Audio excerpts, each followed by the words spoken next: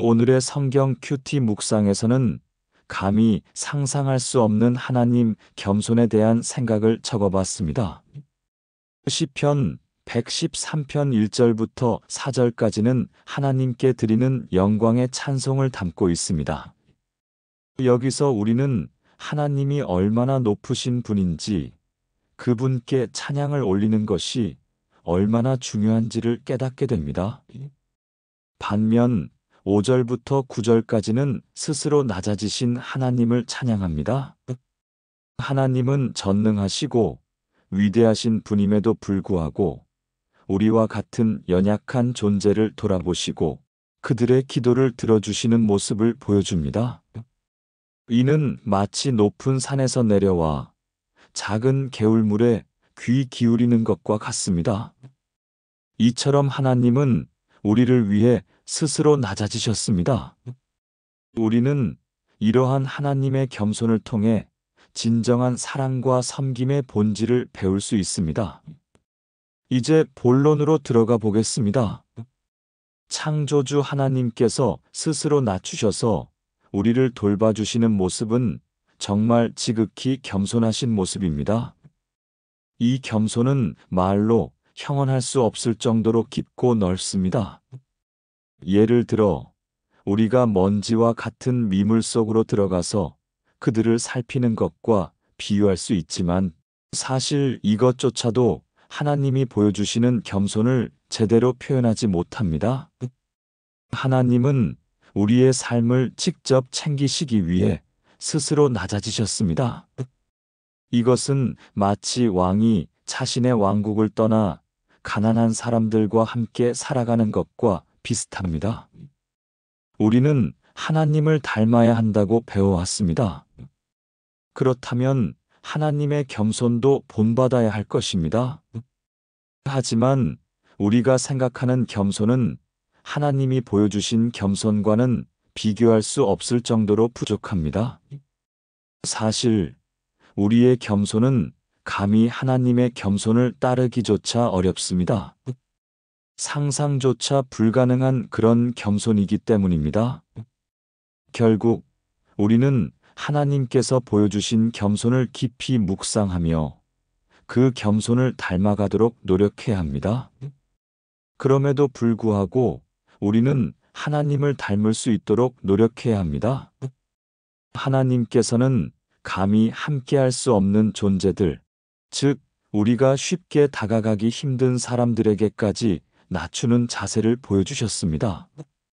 이는 마치 높은 산에서 내려와 깊은 계곡에 있는 작은 생명체를 살펴보는 것과 같습니다. 그렇다면 우리도 함께하고 싶지 않은 존재들에게 낮추는 자세를 보여야 합니다. 예를 들어 노숙인들에게도 다가가 그들의 이야기를 듣고 그들의 상황을 이해하려고 노력해야 합니다. 우리가 보통 지나치기 쉬운 그들을 위한 작은 행동이 큰 변화를 가져올 수 있습니다. 또한 약자들에게도 낮은 자세로 도와줄 수 있어야 합니다. 이는 마치 우리가 힘이 센 사람보다 약한 사람에게 더 많은 관심을 기울이는 것과 같습니다. 그들에게 손을 내미는 것은 하나님이 우리에게 보여주신 사랑을 실천하는 방법이기도 합니다. 결국 우리는 하나님께서 보여주신 겸손의 본을 따라 우리의 삶 속에서 그 겸손을 실천해야 합니다. 여기서 낮은 자세란 단순히 지위나 신분을 이야기하는 것이 아닙니다. 오히려 그것은 사람들과 함께하며 그들을 더 배려하는 모습이라고 할 수 있습니다. 마치 높은 나무가 낮은 풀과 꽃들을 감싸듯 우리가 주변 사람들을 이해하고 그들과 함께하는 것이 중요합니다. 하지만 인간은 본능적으로 교만함을 가지고 있습니다. 왜냐하면 나라는 자아를 지나치게 중요하게 여기기 때문입니다. 즉, 남보다 내가 더 중요하다고 생각하게 되면서 자연스럽게 남들보다 높은 지위에 있기를 바라는 것이죠. 이는 마치 높은 자리에서만 세상을 바라보려는 것과 같습니다. 이런 태도는 자동적으로 힘없고 나약한 사람들에게 교만하게 대하기 쉽습니다. 우리가 그들을 무시하고 그들의 아픔을 외면하는 경우가 많기 때문입니다. 결국 우리는 우리 안에 있는 교만함을 인식하고 그 대신 낮은 자세로 사람들과 소통하며 배려하는 모습을 가져야 합니다. 이럴 때 오늘과 같은 말씀을 보면서 우리 스스로를 돌아볼 수 있어야 합니다. 하나님의 모습을 비추어 보며 우리의 자세와 모습을 교정해야 하는 것이죠. 하나님을 경외하면서도 그분을 닮아가려는 노력에 대해서 잊지 말아야 합니다. 하나님께서 낮추신 모습으로 지도자를 세우시는 것도 지극한 겸손의 표현입니다.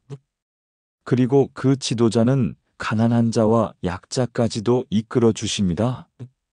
이런 겸손한 모습은 감히 상상조차 할 수 없을 정도입니다. 마치 높은 산이 낮은 계곡의 물을 보살피는 것과 같습니다. 그러나 인간은 교만하기가 너무 쉽습니다. 자기가 남보다 더 잘 안다고 여기는 부분에 있어서는 특히 더 교만해지기 쉬운데, 이는 자기가 남보다 더 많이 안다는 것이 마치 우월감을 느끼게 하기 때문입니다. 결국 우리는 이러한 교만함에서 벗어나 하나님을 닮아가려는 겸손한 자세를 가져야 합니다. 이것은 순전한 착각입니다. 내가 중요하다는 것은 하나님을 대신한 교만에 불과합니다. 내가 아는 것이 남보다 더 우월하다는 생각은 하나님께서 만드신 피조물에 대한 교만입니다. 사실 내가 남보다 더 많이 아는 것은 중요하지 않습니다. 오히려 하나님 앞에서는 아무 의미 없는 것입니다. 마치 바다에서 가장 큰 물고기가 그 물고기만의 세계에서 자랑한다고 해도 바다가 얼마나 큰지를 모른다면 그 자랑은 무의미한 것과 같습니다. 흥미로운 점은 우리가 하나님을 닮으려고 노력할수록 우리의 모습이 하나님께서 기뻐하신다는 사실입니다. 이는 마치 부모가 자녀 교육에 성공했을 때 느끼는 기쁨과 같습니다.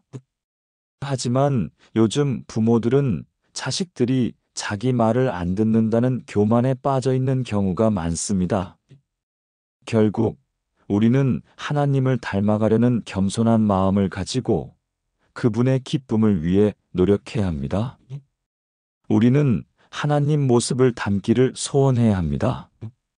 하나님을 닮는다는 것은 단순히 외적인 모습이나 행동을 따라하는 것이 아니라 그분의 사랑과 겸손, 그리고 정의로운 마음을 배우는 것을 의미합니다. 이렇게 하나님을 닮아갈 때 하나님께서 창조하신 세상에서 진정한 축복을 누릴 수 있습니다. 이 축복은 단순히 부와 명예를 넘어서 마음의 평화와 진정한 기쁨을 포함합니다. 마치 고요한 호수에서 물결이 잔잔하게 일렁이는 것처럼 우리의 삶도 하나님을 닮아갈 때 더욱 안정되고 풍요로워질 것입니다. 결국 하나님을 닮고자 하는 우리의 소망이 진정한 축복으로 이어질 것입니다. 우리는 하나님 모습을 닮기를 소원해야 합니다. 하나님을 닮는다는 것은 단순히 외적인 모습이나 행동을 따라하는 것이 아니라 그분의 사랑과 겸손, 그리고 정의로운 마음을 배우는 것을 의미합니다. 이렇게 하나님을 닮아갈 때 하나님께서 창조하신 세상에서 진정한 축복을 누릴 수 있습니다. 이 축복은 단순히 부와 명예를 넘어 마음의 평화와 진정한 기쁨을 포함합니다.